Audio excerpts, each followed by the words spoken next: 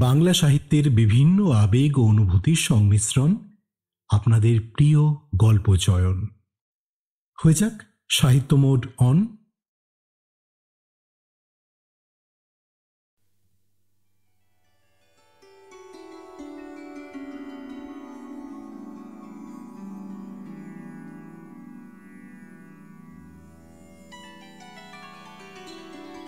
ক্ষেত্রমোহনবাবুর 18 বছরের দাম্পত্য জীবন স্ত্রীর সঙ্গে যুদ্ধ বিগ্রহ ও সন্ধি করতে করতেই কেটেছে। এমন রণরঙ্গিনী স্ত্রী বঙ্গদেশে প্রায় দেখাই যায় না। ক্ষেত্রমোহনের বয়স এখন 40 বছর, স্ত্রী রসময়ীর বয়স 30। রসময়ী এ নাম যিনি রেখেছিলেন, বলিহারি তার প্রতিভা। তবে রসও তো অনেকগুলো আছে কিনা, এক্ষেত্রে রৌদ্র রস।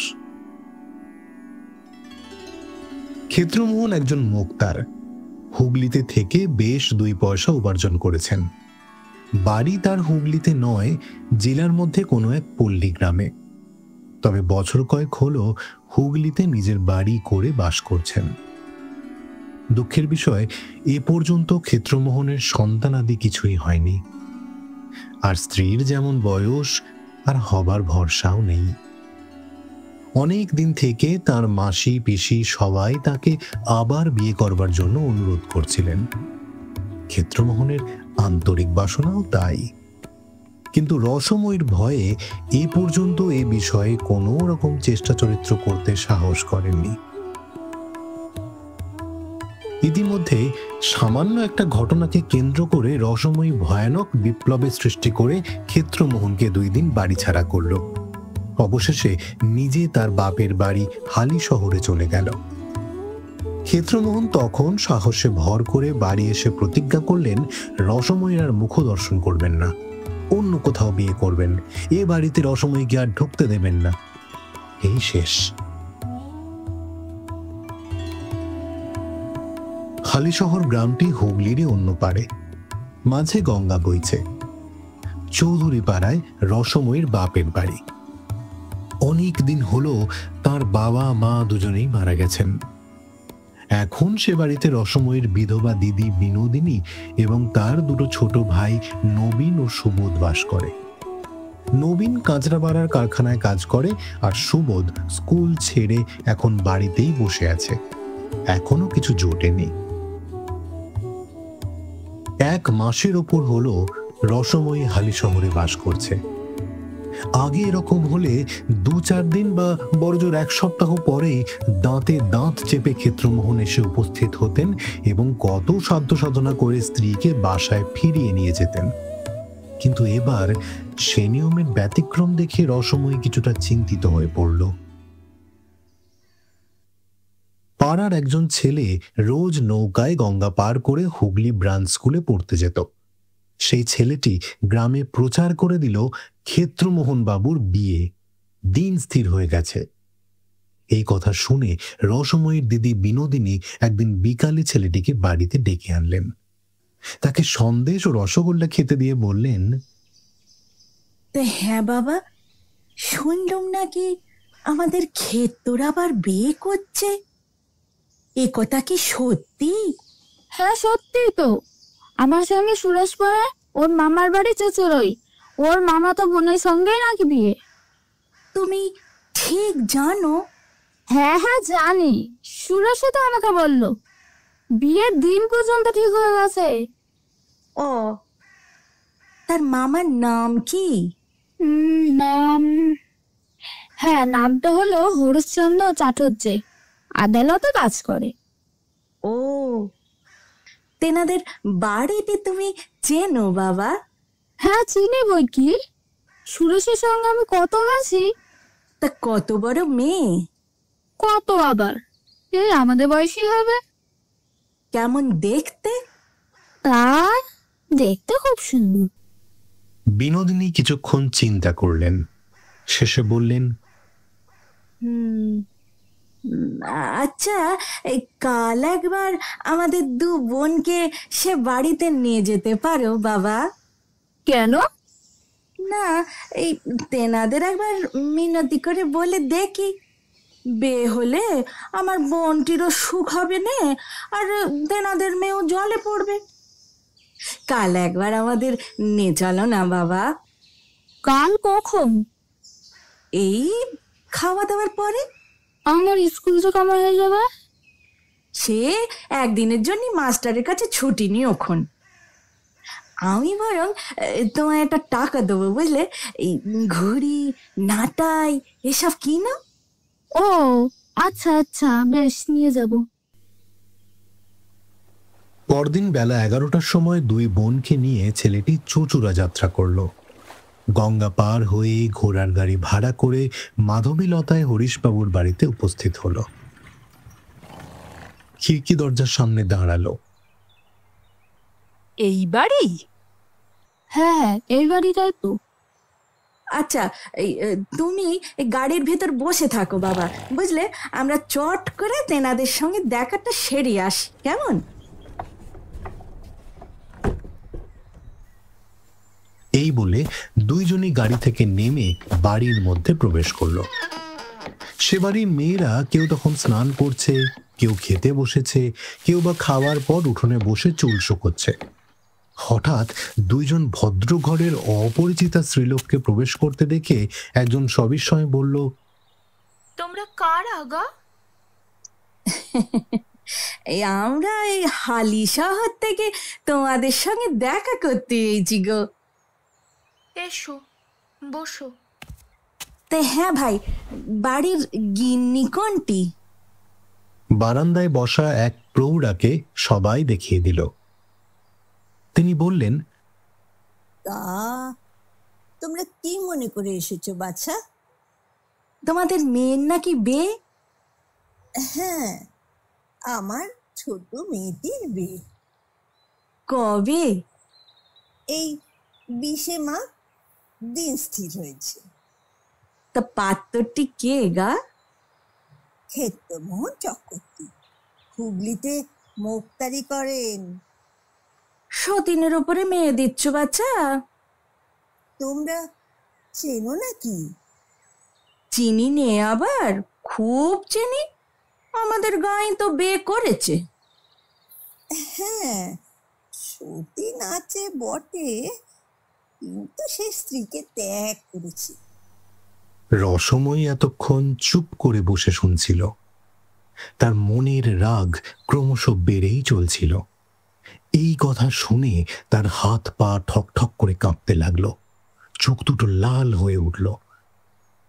বিনোদিনী জিজ্ঞাসা করলে, কেন ত্যাগ করেছে কিছু শুনেছ গা? শুনেছি সে মাগি নাকি বড় দাজ্জাল। এই কথা শোনা মাত্র রসময়ী তড়াক করে লাফিয়ে উঠল। বারান্দার কোণে ছিল এক গাছের ঝাঁটা। নিমেষের মধ্যে সেইটা দুই হাতে ধরে গিন্নির উপর সপা সপ মারতে আরম্ভ করলো। সঙ্গে সঙ্গে বলতে লাগলো, কেন কেন কেন? আর কি মরার জায়গা পেলে না? আর কি মরার জায়গা পেলে না? আমার স্বামী ছাড়া কি তোমার মেয়ের অন্য পাত্র জুটলো না? জুটলো না তো? এই অভাবনীয় ঘটনায় বাড়ির লোক কিছুক্ষণের জন্য হতবুদ্ধি হয়ে গেল। তারপর মহা গন্ডগোল আরম্ভ হলো। অল্প বয়স্ক মেয়েরা কাঁদতে কাঁদতে দৌড়িয়ে কেউ খাটের নিচে, কেউ সিন্দুকের আড়ালে গিয়ে লুকোলো। বাড়ির ঝি বসে বাসন মাজছিল। সে বাসন ফেলে বললে,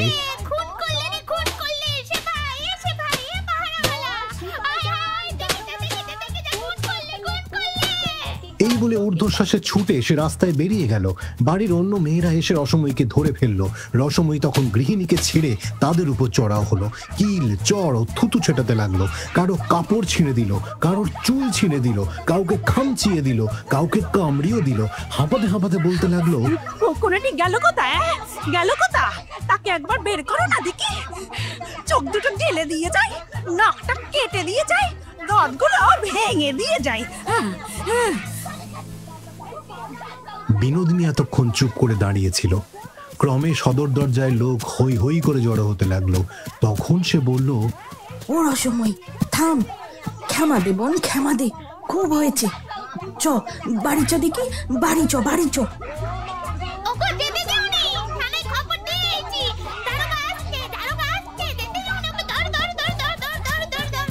চল দিদি, চল। এইবার 2-3টে স্ত্রী লোক রসময়কে ধরতে এগিয়ে এলো।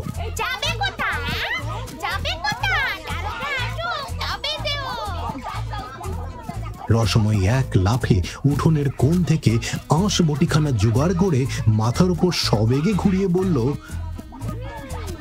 খুন চেপেছে, আমার মাথায় খুন চেপেছে, সবাইকে খুন করে ফাঁসি যাব।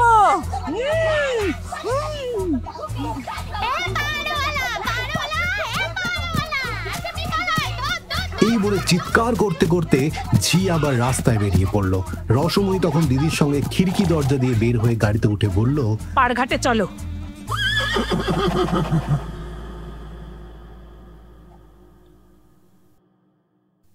বলা বাহুল্য হরিশ্চন্দ্রবাবু ক্ষেত্রমোহনকে কন্যাদান করলেন না। তাঁর গৃহিণী বললেন, সে খুনে মেয়ে মানুষ, বিয়ে দিলে আমার মেয়েকে খুন করে ফেলবে। হ্যাঁ গা, তুমি অন্য জায়গায় চেষ্টা করে দেখো না। পরদিন কাছারিতে গিয়ে হরিশবাবুর মুখে ক্ষেত্রমোহন সব কথাই শুনলেন। রাগে তাঁর সারা শরীর জ্বলতে লাগলো। কাছারি থেকে বাড়ি ফিরে হাত মুখ ধুয়ে বাড়ির ভিতর বসে ক্ষেত্রবাবু তামাক খাচ্ছিলেন। এমন সময় হঠাৎ ঝড়ের মতো রসময়ী এসে হাজির হলো। কয়েক মুহূর্ত নির্বাক হয়ে ক্ষেত্রমোহনের দিকে তাকিয়ে রইল। ঠিক সেই রকম তাকানো যে তাকানোতে আগে মুনি ঋষিরা লোককে ভস্ম করে ফেলতেন। ক্ষেত্রবাবু বললেন, কি মনে করে? একটা শ্রাদ্ধের জোগাড় করতে। শ্রাদ্ধটা কার? হরিশ চাটুর্যের মেয়ের আর মেয়ের মার। তাহলে দুটো শ্রাদ্ধ বলো, তা সঙ্গে সঙ্গে অমনি নিজেরটা সেরে নিলে হয় না? সেইটি হবে না এখন। তা বুড়ো বয়সে বিয়ে করছে নাকি শুনলাম? করছি তো, করবো না কেন? তোমার ভয় নাকি? করো না, করো, করে একবার মজাটাই দেখো না। কি করবে তুমি? এই এমন কিছু না, এই আসবটিটা দিয়ে সে মেয়ের নাক কেটে দেব আর বুকে একখানা 10 মুনে পাথর চাপিয়ে দেব। আর তোমার নাকটা যদি কেউ কেটে দেয়? এসো না, এসো এসো, কাটো কাটো না, তুমি কাটো না হয়।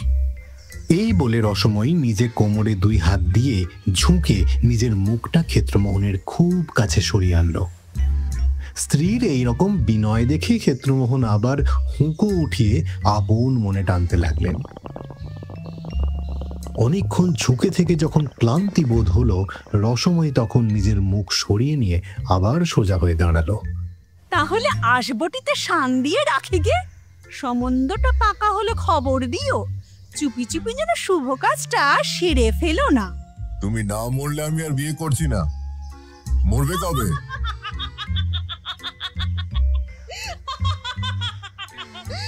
আমি মরবো কবে জিজ্ঞাসা করছো?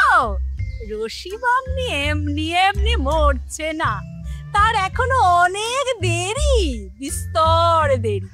তোমার বিয়ে করবার বয়স যাবে, বুড়ো থুত্তুরে হবে, ভুঁয়ে মুয়ে হয়ে যাবে, যখন আর কেউ মেয়ে তোমায় দিতে রাজি হবে না, তখন আমি মরবো।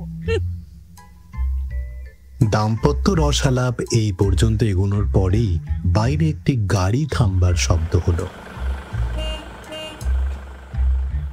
রসময়ী চলে যাবার আগে একটি ভীষণ দৃষ্টি দিয়ে বলল, তবে সেই কথাই রইল, এখন তবে আসি। দিদি ও পাড়ায় তার জায়ের বাড়ি গিয়েছিল, ভাবলুম তার সঙ্গে এসে তোমার সঙ্গে দুটো মনের কথা কয়ে যাই।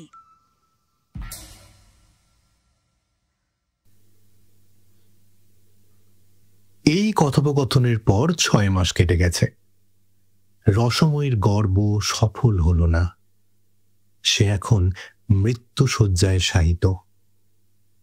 খবর পেয়ে ক্ষেত্রমোহনবাবু হালি শহরে গেলেন। চিকিৎসার কিচ্ছুই ত্রুটি হলো না, কিন্তু রসময়ী বাঁচল না। গঙ্গা তীরে নিয়ে গিয়ে ক্ষেত্রমোহন স্ত্রীর মুখাগ্নি করলেন। আশ্চর্য, আশ্চর্য সংসারের মায়া। যে এত কষ্ট দিয়েছে তার জন্য ক্ষেত্রমোহন ঝরঝর করে কাঁদতে লাগলেন। আরও 6 মাস কাটল। ক্ষেত্রমোহনের চারপাশের বন্ধুবান্ধবরা নানা জায়গায় পাত্রী খোঁজায় ব্যস্ত হলেন। অবশেষে হুগলির কাছেই একটি গ্রামে সুযোগ্য পাত্রের সন্ধান পাওয়া গেল। ক্ষেত্রমোহন স্বয়ং গিয়ে দেখে আসলেন। মেয়েটি ডাগর, দেখতেও ভালো। বিশেষ করে মেয়ের বাবা একটি বড় জমিদারের নায়েব। ওদিককার মামলা মোকদ্দমাগুলো এই সূত্রে ক্ষেত্রমোহন বাবুর করায়ত্ত হবে। মেয়েটির বাবা রজনীকান্ত ঘোষাল ইংরেজি লেখাপড়া জানা ব্যক্তি। বিয়ের কথাবার্তা পাকা হলো। বরের খুড়োমশাই গ্রাম থেকে এসেছেন। কাল আশীর্বাদ। সকালে অফিস ঘরে বসে 2-4 জন মক্কেলের সঙ্গে মুক্তারবাবু কথাবার্তা বলছিলেন। খুড়োমশাই একটা বঙ্গবাসী হাতে ঘরের কোণে বসে তামাক সেবন করছিলেন। এমন সময় ডাক পিয়ন আসলো।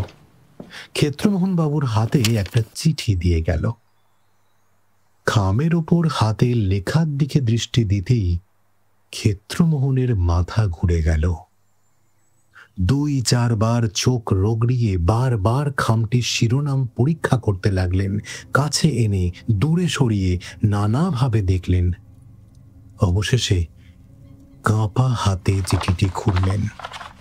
বিষয়বস্তু পড়ে তার মুখ বিবর্ণ হয়ে গেল। তিনি মক্কেলদের বললেন, আচ্ছা, তোমরা এখন যাও। আজ সকাল সকাল কাছারি যাব, সেখানে বাকি কথাবার্তা হবে। এখন যাও। মক্কেলরা চলে গেলে খুড়োমশাই বললেন, চিঠি এলো ক্ষেত্তর? আগে হ্যাঁ। কোথাকার চিঠি? তাই তো ভাবছি। ক্ষেত্রমোহনের মুখের ভাব এবং কণ্ঠস্বরের বিকৃতি লক্ষ্য করে খুড়োমশাই উঠে কাছে আসলেন। তখন ক্ষেত্রমোহন চিঠিটা দ্বিতীয়বার পড়ছেন। তাঁর নিঃশ্বাস বন্ধ হবার উপক্রম হয়েছে, চোখ কপালে উঠেছে। খুড়োমশাই ব্যগ্রভাবে বললেন, কি ব্যাপার? কি কোনো দুঃসংবাদ নয় তো? ক্ষেত্রমোহনবাবু কোনো উত্তর না দিয়ে চিঠিটা খুড়োমশাইয়ের হাতে দিলেন। তিনি চিঠিটা নিয়ে চশমা চোখে জানালার কাছে দাঁড়িয়ে চিঠিটি পড়তে লাগলেন। সাধারণ পাতলা চিঠির কাগজে বেগুনি রঙের ম্যাজেন্টা কালি দিয়ে লেখা। উপরে জায়গার কোনো নাম নেই, তারিখ নেই, শুধু নিচে লেখা, প্রণামপূর্বক নিবেদনঞ্চ বিশেষ শ্রী শ্রী দুর্গা সহায়। তোমার মতিস জন্য ধরিয়াছে, মনে করিয়াছ রসময়ী মরিয়াছে, আপদ গিয়াছে, এইবার বিবাহ করি। আমি মরিয়াছি বটে, কিন্তু তাই বলে তুমি নিষ্কৃতি পাইয়াছ তাহা মনেও করিও না। বাড়ির সম্মুখে যে বটগাছ আছে তাতেই আমি আজকাল বাস করিতেছি। তুমি কি করো, কোথায় যাও, সবই আমি সেখানে বসিয়া দেখিতেছি।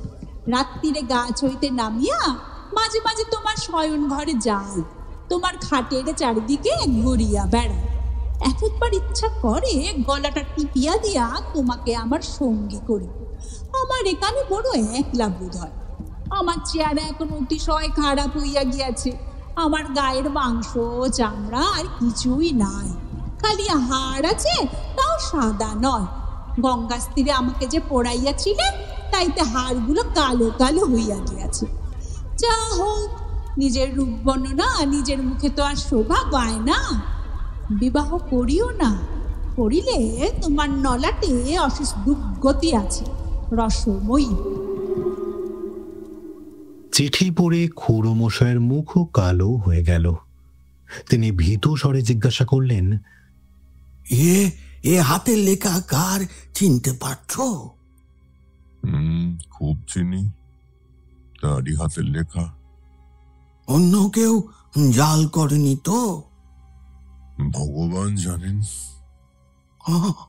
জয় রাম, সীতারাম, রাম রাঘব, রাবণানি, রাম রাম রাম রাম রাম রাম রাম। খুড়োমশাইকে এই অবস্থায় দেখে ক্ষেত্রমোহনের আরো ভয় হলো। আচ্ছা খুড়োমশাই, ভূত কখনো চিঠি লেখে? ভূত বলতে নেই বাবা, ভূত বলতে নেই। উপদেবতা বলো, উপদেবতা। জয় জয় রাঘব রামচন্দ্র, জয় রাঘব রামচন্দ্র। দুজনেই নির্বাক। অবশেষে খুড়োমশাই বললেন, দেখ, এই কারুর বদমাইশি নয় তো? হ্যাঁ, এমনটাই কি হতে পারে? অনেক রকম ভৌতিক উপদ্রবের কথা শুনেছি বটে, কিন্তু এরকমটা কখনো তো শোনা যায়নি। হ্যাঁ, আচ্ছা, বৌমার হাতের লেখা আগেকার চিঠিপত্র কিছু আছে কি? লেখাটা মিলিয়ে দেখলে হয়। পুরনো চিঠি আছে বই কি। এই বলে বাড়ির মধ্যে ঢুকে 4-5খানা চিঠি বের করে আনলেন। খুড়োমশাই চশমার কাঁচ দুখানি কোঁচড়ে ভালো করে মুছে নিলেন। পরে চিঠিগুলো নিয়ে খুব সাবধানে হাতের লেখা মেলাতে লাগলেন। অবশেষে সেগুলো টেবিলের উপর ফেলে রেখে দীর্ঘ নিঃশ্বাস ছেড়ে বললেন, হ্যাঁ হ্যাঁ, কি হাতের লেখা তো দেখছি। খামটি উল্টিয়ে পাল্টিয়ে দেখতে লাগলেন। 1 পয়সার 6খানাওয়ালা সাদা খাম, তাতে একটা 2 পয়সার টিকিট আঁটা আছে। ক্ষেত্রমোহনের হাতে খামটা দিয়ে বললেন, কোথাকার ছাপ দেখ তো। এটা হুগলির ছাপ, কালকের তারিখ। খুড়োমশাই চুপ করে বসে রইলেন। মাঝে মাঝে কেবল অস্ফুট স্বরে বলতে লাগলেন, জয় রাম, শ্রীরাম, সীতারাম, জয় রাম। কাছারির বেলা হয় দেখে মোক্তারবাবু স্নান করে খেতে বসলেন, কিন্তু কিছুই খেতে পারলেন না।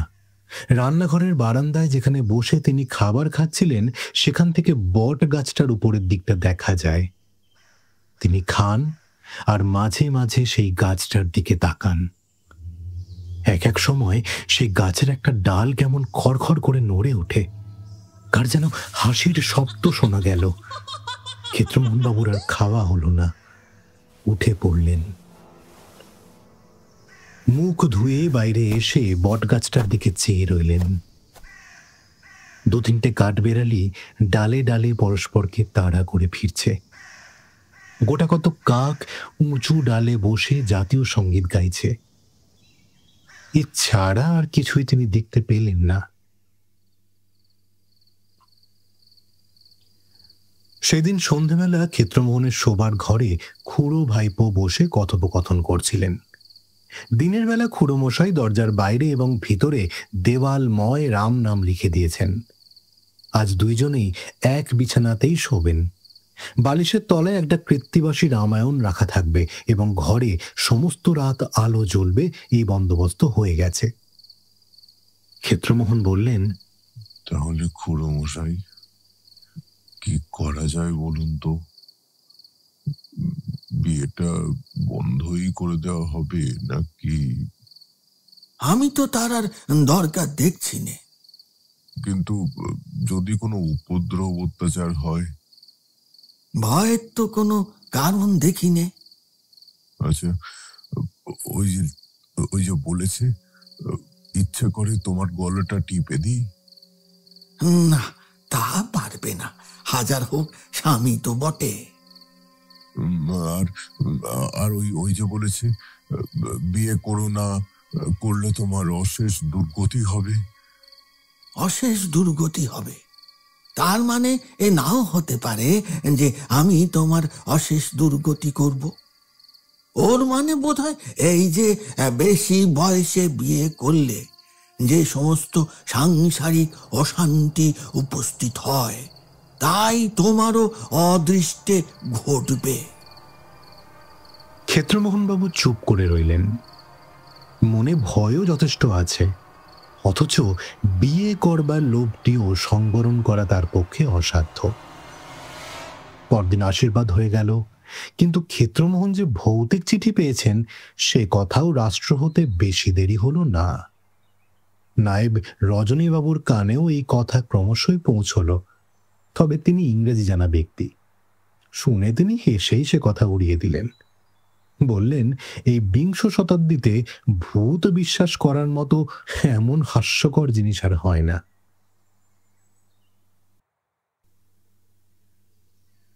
বিয়ের দিন স্থির হয়েছে 8ই ফাল্গুন। আর 5 দিন মাত্র বাকি আছে। উভয় পক্ষ থেকেই সমস্ত আয়োজন চলছে। বিকেলে বৈঠকখানায় ক্ষেত্রবাবু জনা কয়েক বন্ধু বান্ধব সহ বসেছিলেন। এদের মধ্যে একজন সরকারি উকিল, নাম মনোহর বাবু। লোকটির বয়স 40 পার হয়েছে। চোখে সোনার চশমা, মাথায় ঝাঁকড়া চুল, মুখমণ্ডল প্রচুর গোঁফদাড়িতে ঢাকা, হাতে বড় বড় নখ। এক কথায় লোকটি থিওজফিস্ট। ক্ষেত্রবাবুর ভৌতিক চিঠি পাওয়ার খবর জানার পর থেকেই মনোহরবাবু ক্ষেত্রবাবুর সঙ্গে একটু ঘনিষ্ঠতা স্থাপন করে নিয়েছেন। অপর একজন নতুন যুবক, নাম সুরেন্দ্রনাথ। ইনি এমএলএ ফেল করা শিক্ষিত মোক্তার। বিস্তর ইংরেজি উপন্যাস পাঠ করেছেন। সুরেন্দ্রনাথ বললেন, ক্ষেত্রবাবু, একটা কথা আমার মনে হচ্ছিল। অনেক উপন্যাসই পড়া গেছে, একটা দুর্ঘটনা ঘটে গেল, যেমন রেলে কলিশন বা নৌকাডুবি বা আর কিছু। সকলেই মনে করেছে অমুক লোকটা মরে গেছে, মৃত্যুর চাক্ষুষ সাক্ষীর অভাব নেই। কিন্তু শেষ দিকটায় দেখা গেল সে বেঁচে আছে। তাই আমার মনে হয়, হয় আপনার স্ত্রী এখনো বেঁচে আছেন, নয় চিঠি জাল। কিন্তু আপনার দৃঢ় বিশ্বাস এই চিঠি তাঁরই হাতের লেখা, জাল নয়। সুতরাং আপনার স্ত্রী বেঁচে আছেন বিশ্বাস করা ছাড়া আর উপায়ত্তর নেই। কারণ এই 20 শতাব্দীতে ভূতের অস্তিত্ব কোনো মতেই বিশ্বাস করতে পারা যায় না। থিওজফিস্ট উকিল বাবুটি এ কথা শুনে বললেন, কেন মশাই, 20 শতাব্দীতে ভূতের অস্তিত্ব কোনো মতেই বিশ্বাস করতে পারেন না কেন? কারণ আমি কখনো দেখিনি। আচ্ছা, তা সম্রাট 7ম এডওয়ার্ডকে কখনো দেখেছেন? না, দেখিনি। তিনি আছেন বলে বিশ্বাস করেন? করি, তার কারণ আমি না দেখলেও হাজার হাজার লোক তাকে দেখেছে। তার 10-20খানা ছবিও দেখেছি। কিন্তু ভূত আমি নিজে দেখেছি এমন কথা আজ পর্যন্ত কাউকে বলতে শুনলাম না। সবাই বলে খুব বিশ্বস্ত লোকের মুখে শুনেছে যে তারা স্বয়ং ভূত দেখেছে। মনোহরবাবু তার ঘন দাড়ির মধ্যে বড় নখসহ আঙুলগুলো চালনা করতে করতে বললেন, আপনি বললেন হাজার হাজার লোক সম্রাটকে দেখেছে, তেমনি হাজার হাজার লোক অশরীরী আত্মাকেও প্রত্যক্ষ করেছে। আপনি বললেন যে সম্রাটের 10-20খানা ছবি দেখেছেন, তেমনি 10-20খানা ভূতেরও ছবি আপনাকে আমি দেখাতে পারি। যদি দেখতে চান, একদিন আমার বাড়িতে যাবেন। আমার একখানা বইয়ে কেটি কিং এর ছবি আছে। প্রথম চার্লসের সময় কেটি কিং নামে একটি মেয়ে জীবিত ছিলেন। 16 বছর বয়সে তার মৃত্যু হয়। গত শতাব্দীর মাঝামাঝি আমেরিকা ও ইউরোপের নানা স্থানে কেটি কিং স্থূল শরীর ধারণ করে আবির্ভূত হয়েছিলেন। তার নাড়ি পরীক্ষা করা হয়েছে, তার শরীরে ছুরি ফুটিয়ে দেখা হয়েছে, ঠিক মানুষের মতো রক্তপাত হয়। তার ফটোগ্রাফ পর্যন্ত তোলা হয়েছে। ফটোগ্রাফ থেকে ছবি আমার বইয়ে আছে, আসবেন, দেখাবো। আপনারাও যেমন ভালো মানুষ, ওই সব বিশ্বাস করেন। ভূতবাদীদের কত জোরছুরি ধরা পড়েছে তার সংখ্যা নেই। কেটি কিং এর দেহে ছুরি ফুটিয়ে রক্তপাত হয়েছে, এটি আপনি বিশ্বাসযোগ্যতার প্রমাণ বলে উল্লেখ করলেন। আমার তো ঠিক উল্টো মনে হয়। ছুরি ফোটালে যদি রক্ত না পড়তো, অথচ শরীরী মানুষ একটা দাঁড়িয়ে রয়েছে দেখছি, তাহলে বরং বিশ্বাস হতো এটা বাস্তবিক মানুষ নয়।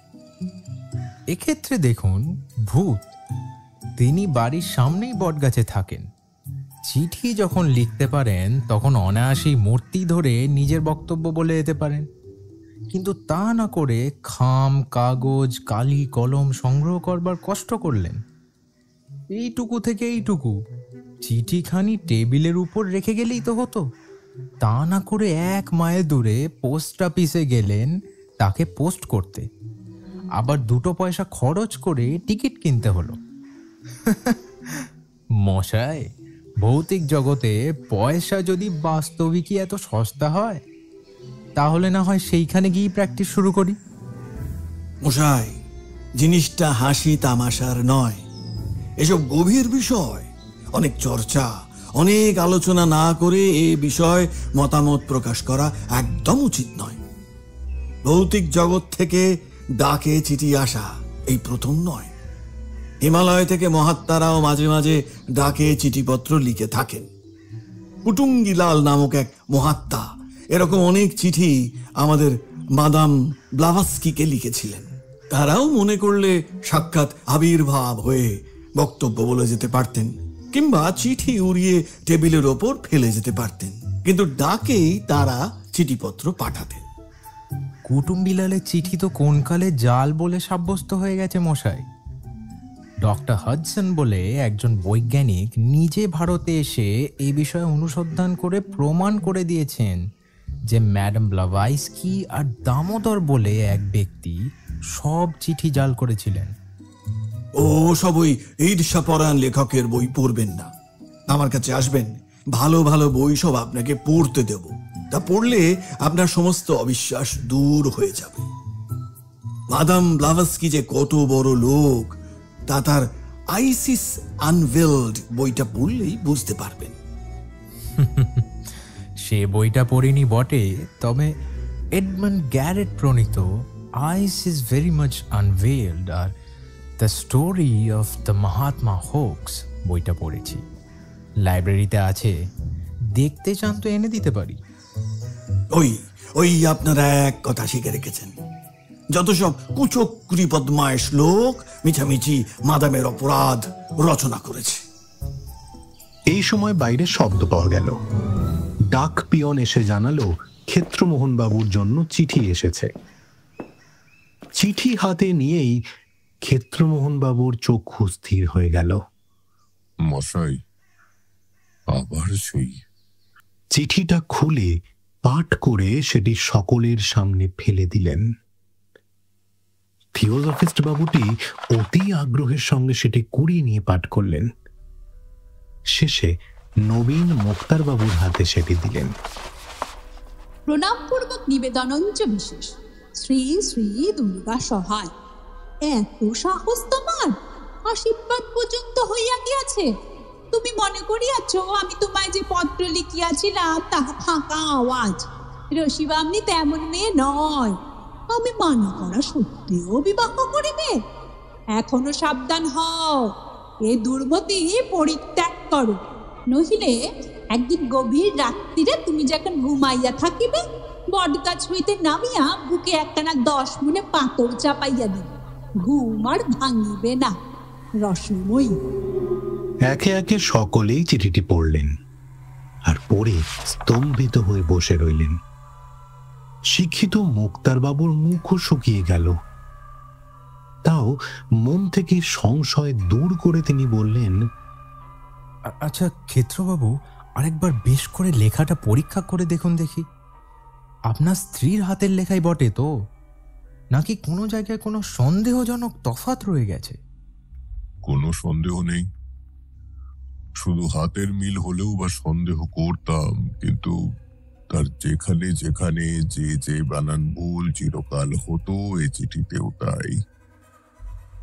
সে চিরকালই শ্রী শ্রী এক জায়গায় আর শ্রী দুর্গা একটু তফাতে লিখত, এই দুখানা চিঠিতেও তাই।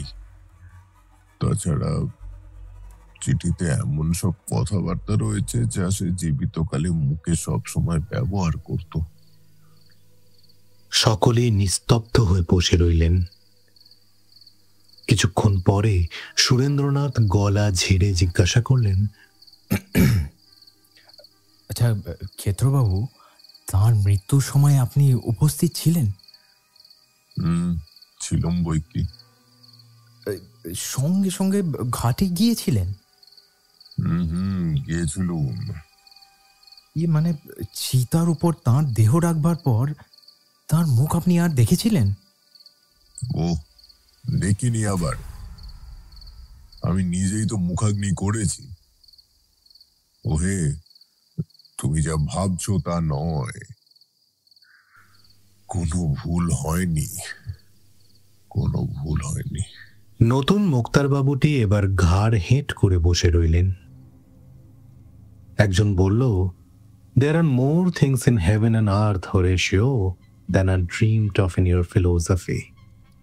অর্থাৎ, হে হরেশীয়, স্বর্গে ও মর্তে এমন জিনিস আছে যার বিষয় তোমার দর্শন বিজ্ঞান স্বপ্নেও অবগত নয়।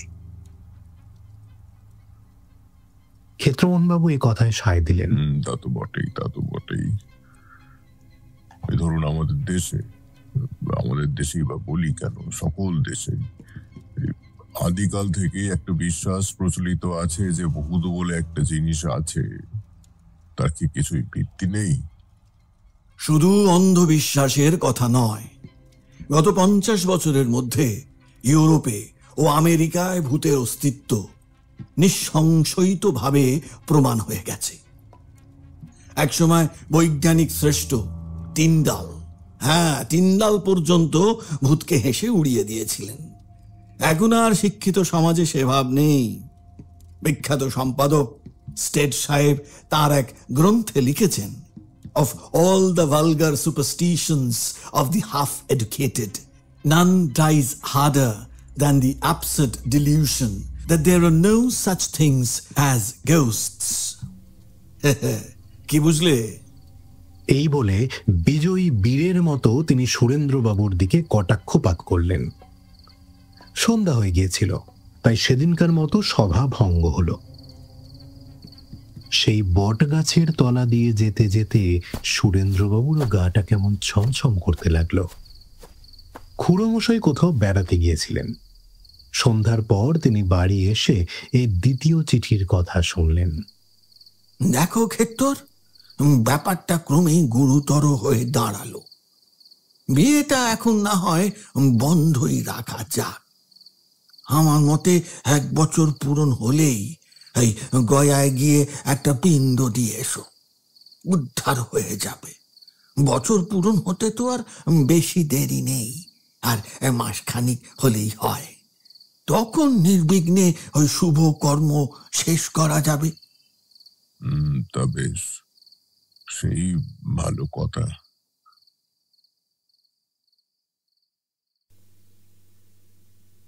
মেয়ের বাবাকে বলে কয়ে বিয়ের দিন পিছিয়ে দেওয়া হলো। নিমন্ত্রণপত্র সব ফেরত নেওয়া হলো।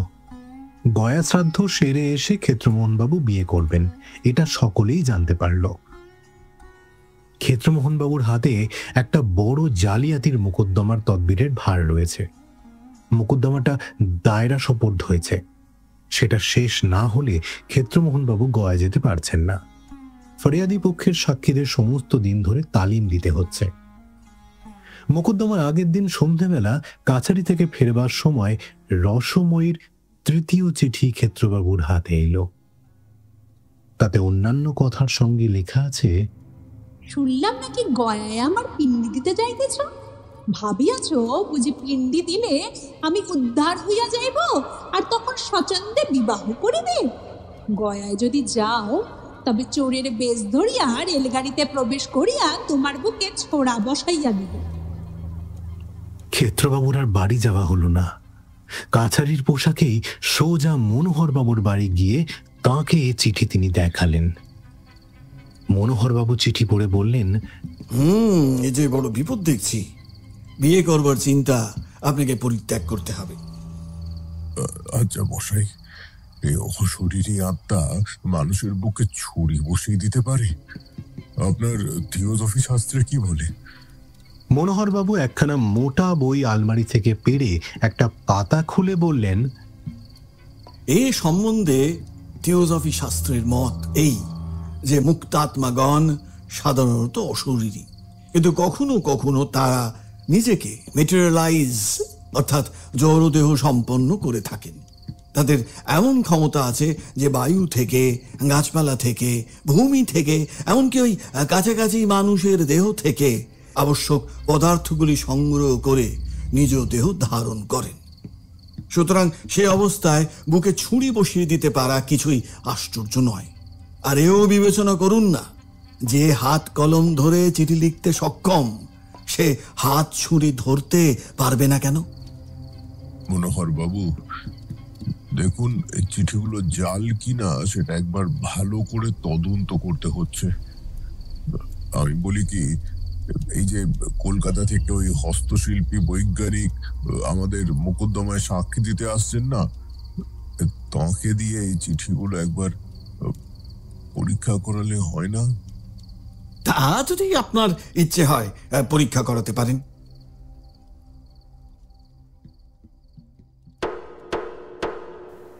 পরদিন দায়রায় জালের মোকদ্দমাটার বিচার আরম্ভ হলো।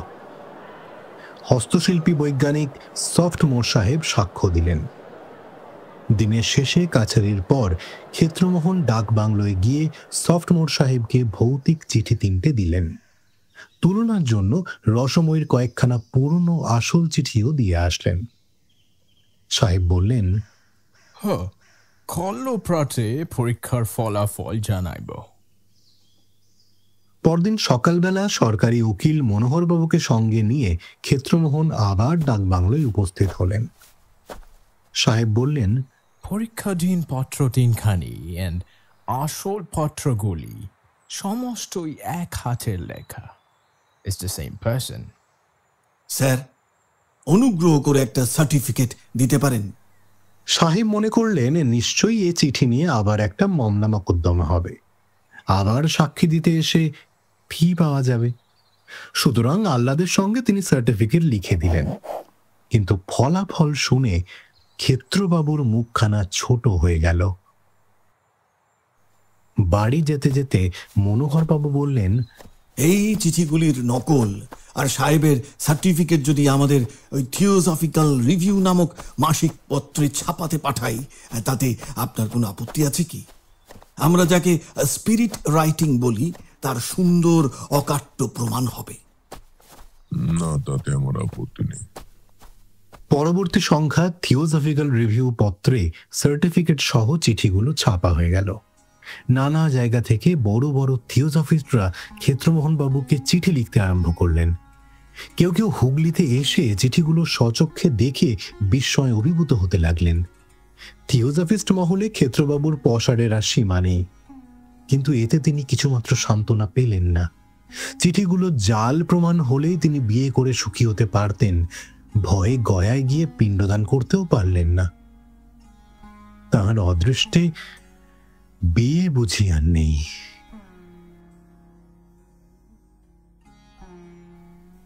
চৈত্র মাস আসলো, বসন্তের বাতাস বইছে। দোল উপলক্ষে কাছারি বন্ধ। ক্ষেত্রমোহনবাবু বাড়িতে বসে নিজ দূরদৃষ্টির বিষয় চিন্তা করছিলেন। এমন সময় একজন এসে খবর দিল হালি শহরে তার শ্বশুর বাড়িতে মহা বিপদ উপস্থিত। দোল উপলক্ষে বাজি পোড়াতে গিয়ে একটা বোমা ফেটে তার ছোট শালা সুবোধ বিশেষ আঘাত পেয়েছে। তাকে হুগলির হাসপাতালে আনা হয়েছে। শুনে ক্ষেত্রবাবু আর থাকতে পারলেন না, গাড়ি ভাড়া করে হাসপাতালের দিকে ছুটলেন। সেখানে গিয়ে দেখলেন ছেলেটির অবস্থা খুব খারাপ। বিছানার নিচে মেঝের উপর বসে বিধবা বিনোদিনী কাঁদছেন। ক্ষেত্রমোহনকে দেখে তিনি আরো কাঁদতে লাগলেন।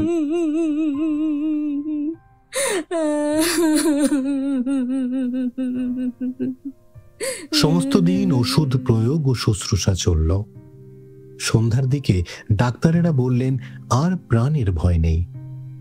ক্ষেত্রমোহন শালিকাকে বললেন, ঠাকুরজি, সন্ধ্যা হলো, এবার বাড়ি চলো।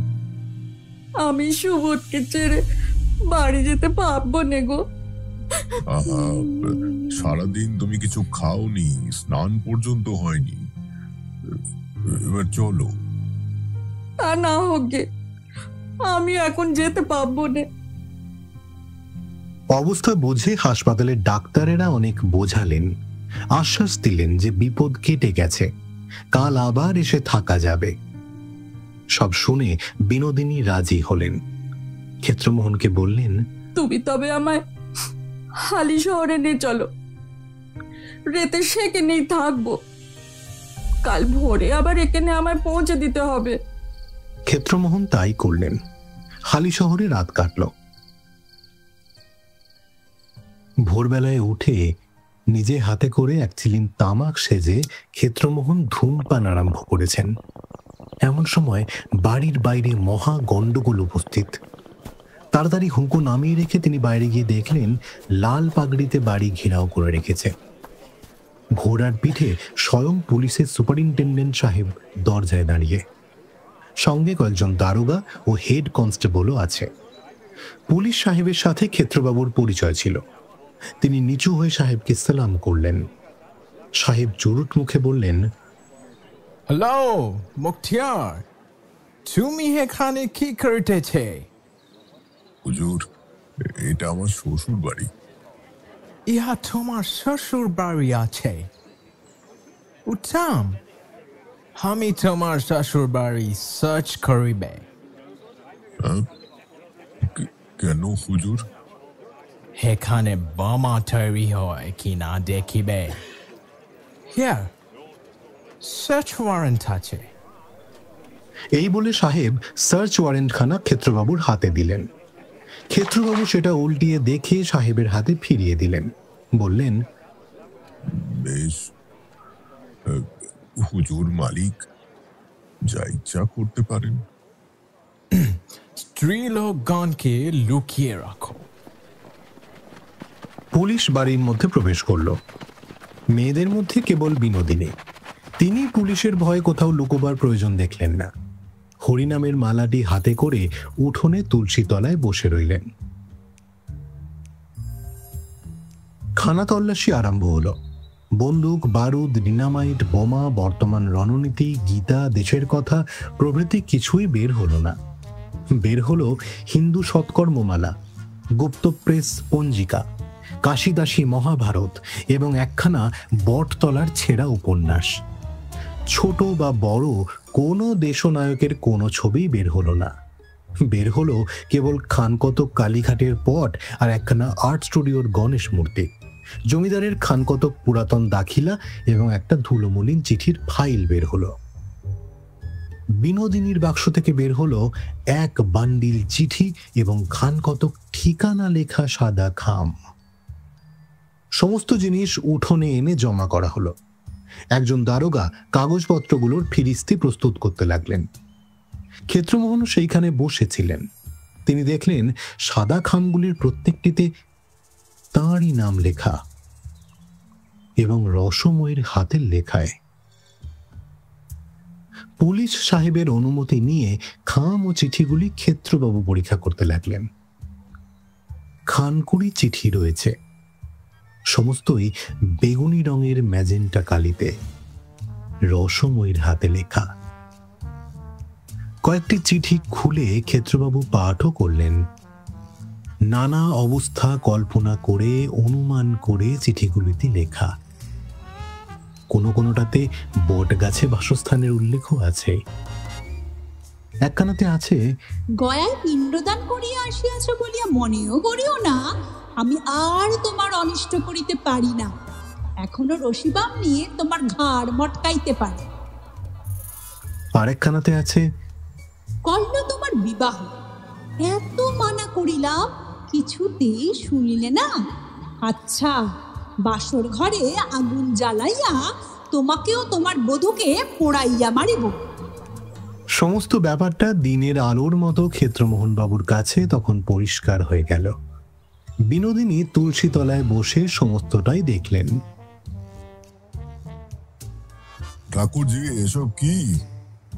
হ্যাঁ, এসব কি?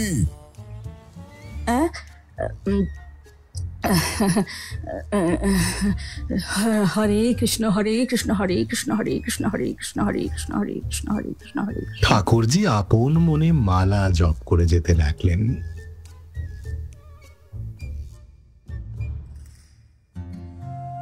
নমস্কার, আমি চয়ন। কেমন লাগলো আমাদের আজকের নিবেদন? কমেন্টে জানান আপনার মতামত and turn on the like and subscribe button. Stay tuned to গল্প চয়ন, বাংলা সাহিত্যের only audio junction, and keep that সাহিত্য mode on. Till next time, stay strong.